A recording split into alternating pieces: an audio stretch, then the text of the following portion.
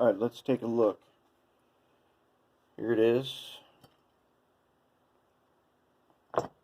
Now, to get the trucks on here, the rule of thumb, and this one's easy, is that when the locomotive is facing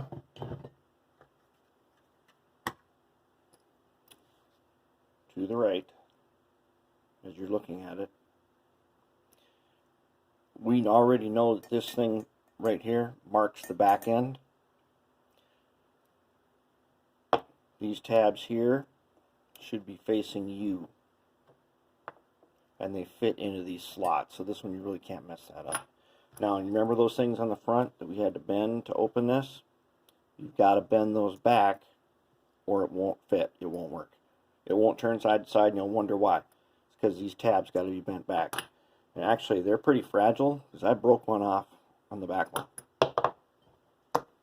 So, now let's do one other thing. Remember when I said we weren't going to ox guard that spot that has the, where it meets the frame, right? We're going to put something else there. Since we are bypassing that, we're going to do this. This is dielectric grease. Get it at any hardware store. Just a dab. We're going to have to do this again later after we've done painting and stuff and cleaning again. We're going to do it for now. What dielectric grease does, it's not conductive, but it will not prevent the flow of electricity when metal touches metal. What it will do, I did just a tiny bit on here. I don't want to get it in anything else. What it does is it prevents corrosion. Okay, so let's get it in there just a little bit. It'll prevent it from corroding. And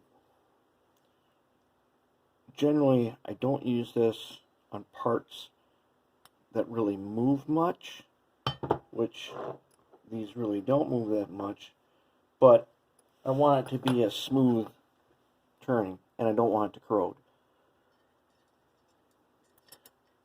Okay, so then they go in and they fit right in the little hole. Okay, now I got a little of that dielectric grease, which stays kind of like Vaseline,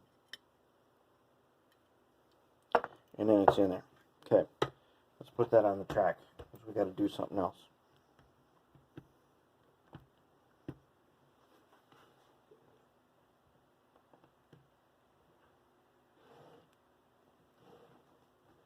Are we on? No, we are not on.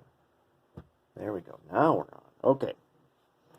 Now, you remember this rod goes through this bushing right here. I painted a little graphite on it to prevent it from corroding after it's cleaned. And I'll probably put something in the bushing. Not sure what yet. It could be this stuff. No reason not to use this right there. That'd be a good spot. The only thing I don't want to do, the thing is, this spins. I don't like to use this on spinning parts, but I need something in here to prevent it from corroding. I might put some ox guard on there. Not sure yet. But I did rub down this metal part with ox guard. Now here's another thing. When you're putting this together, this tab cannot touch the frame, or it will short. Okay, if it is bent properly, once you get in there, bend it so that no matter where it turns, it does not touch the frame on both sides. Okay, we got it in there pretty good. But we will be checking that again. Next thing, let's take note. When this thing is moving, we're going to say going to the right with the front end over here is going forward. Notice, watch the gears. You can see that. See the gear? The gears turn backwards. When you're going the other way, the gears turn forwards. Okay? We need to know that. Because when we put our worm gears on there, we need to know which way they turn so that when we have power applied to this, the motor is turning the right way. Okay, there's the motor we are intending to use. And here's the motor mount I made for it.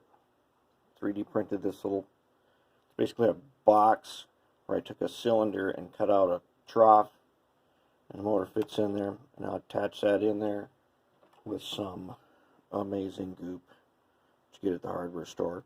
Good stuff. What's good about doing it with goop is that it cushions, it's rubbery. If you change your mind, you can peel this up and peel that off. That's why I use goop. Otherwise, it's very good for anti-vibration and stuff. Now, I have marked on the frame. See those marks right there? That is roughly where I think the motor is going to go. So I'm going to mill down in the milling machine this little areas so that the motor mount fits in here like that. And then I'll figure out later exactly where it goes, and then we'll be good to go. Everything should be working good. Then we can get on with working on the frame, maybe doing our fuel tank. Alright, that's it for this part.